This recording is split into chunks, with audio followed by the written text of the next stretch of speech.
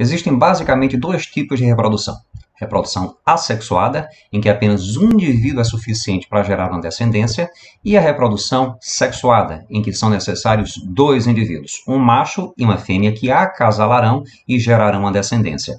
Na reprodução assexuada, os descendentes são geneticamente idênticos ao progenitor. Na reprodução sexuada, os descendentes são apenas semelhantes aos pais, não iguais. O tema de hoje é reprodução humana, necessariamente sexuada, assim como em todos os demais mamíferos.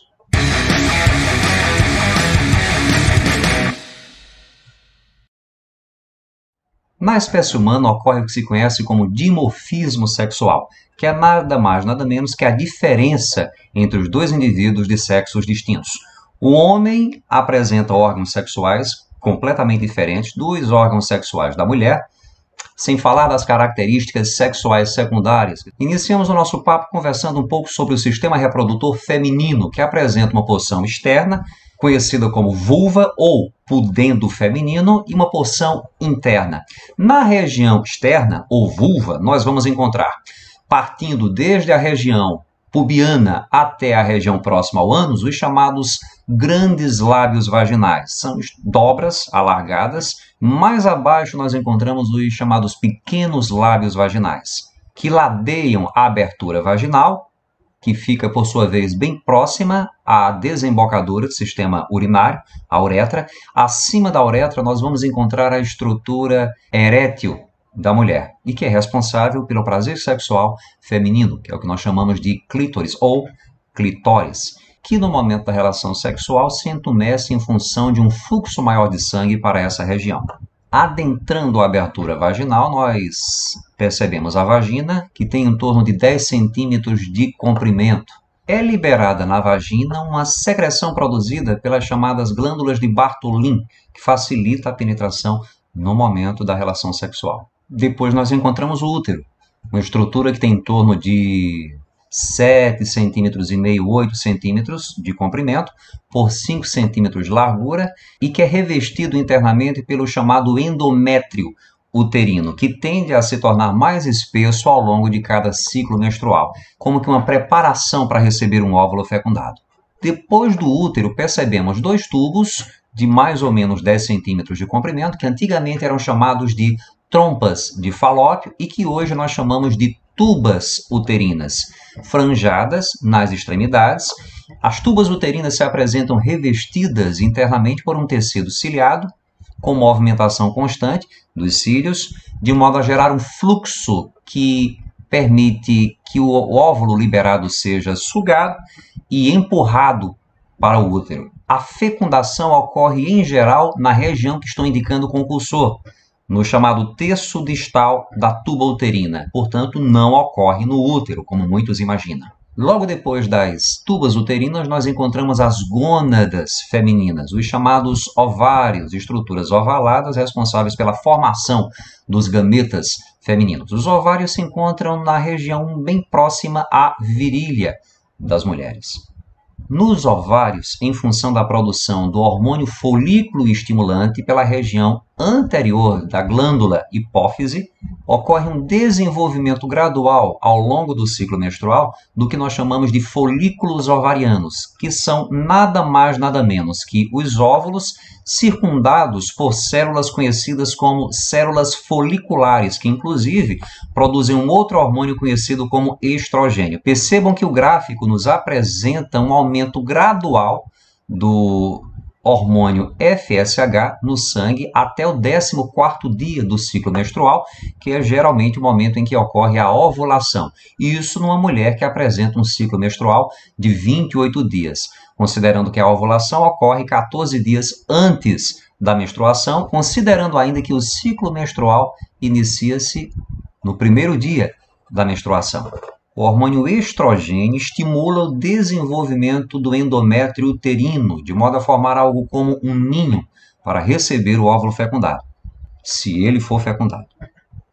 Eis aqui o sistema reprodutor masculino, formado pelos testículos, epidídimos, canais deferentes, tubos musculares que seguem até o duto ejaculatório, passando pela próstata, vesículas seminais e glândulas bulbouretrais que não aparecem na figura.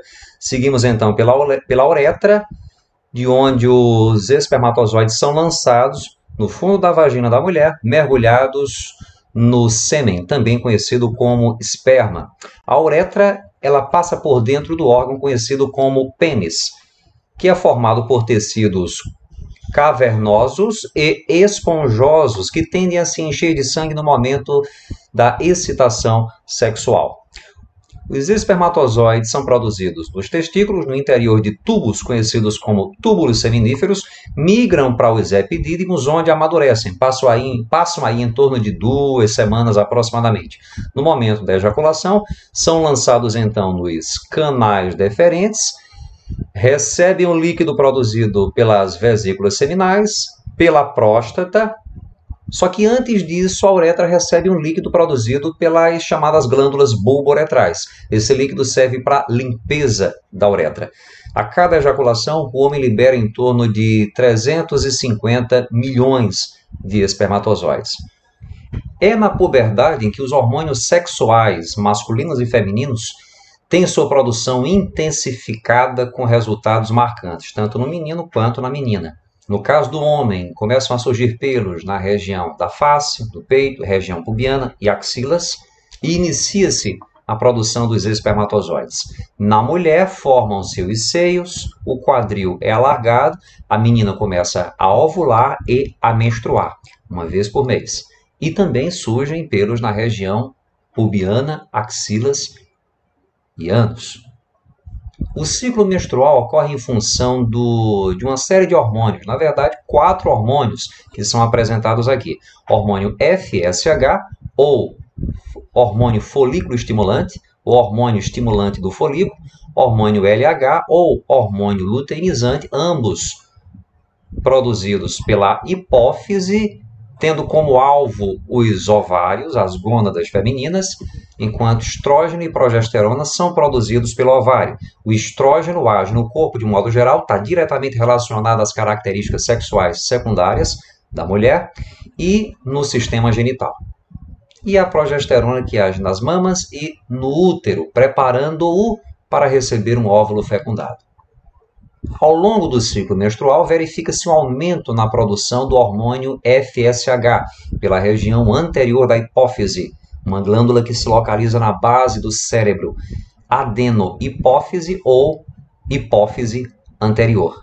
Com o aumento do FSH, inicia-se o desenvolvimento dos chamados folículos ovarianos, cujas células formadoras produzem estrogênio, que aumenta conforme o aumento do FSH. Quando o estrogênio já está numa certa concentração no sangue, há estímulo da hipófise para a produção do hormônio LH, ou hormônio luteinizante, que juntamente com o estrogênio estimula a ovulação, que ocorre por volta do 14º dia. O óvulo é lançado nas tubas uterinas, nas franjas das tubas uterinas, e o que permanece no ovário é uma estrutura conhecida como corpo lúteo ou corpo amarelo, que a partir desse momento inicia a produção de progesterona.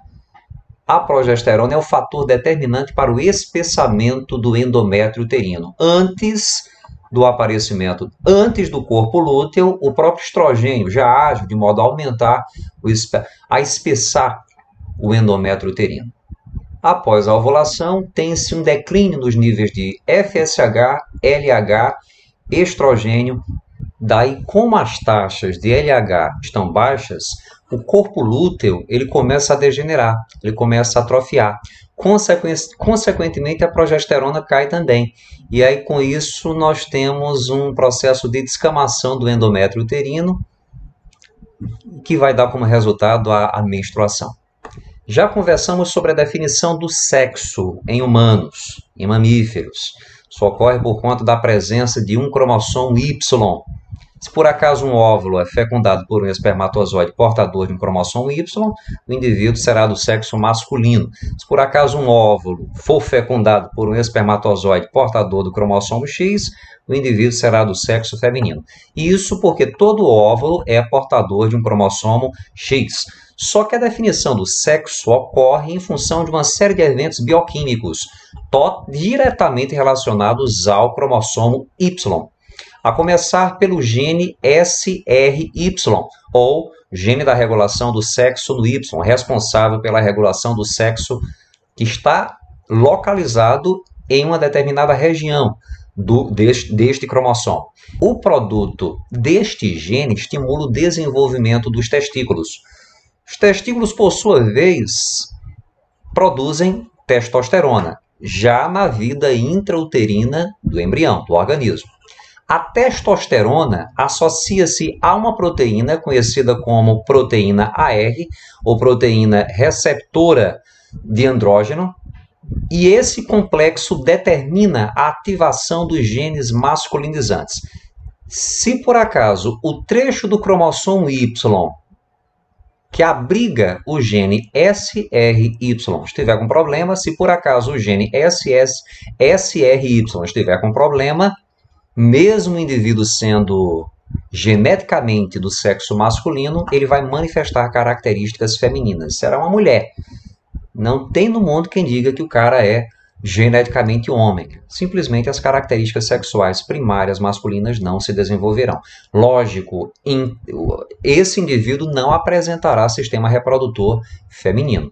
Da mesma forma, se o gene determinante da produção da proteína AR, que está presente no cromossomo X e que se associa à testosterona para determinar a ativação dos genes masculinizantes, se por acaso o gene determinante dessa proteína também tiver com problema, as características masculinas não se desenvolverão. Essa é uma ilustração que nos dá uma ideia de que estruturas embrionárias vão formar as genitálias masculinas e femininas.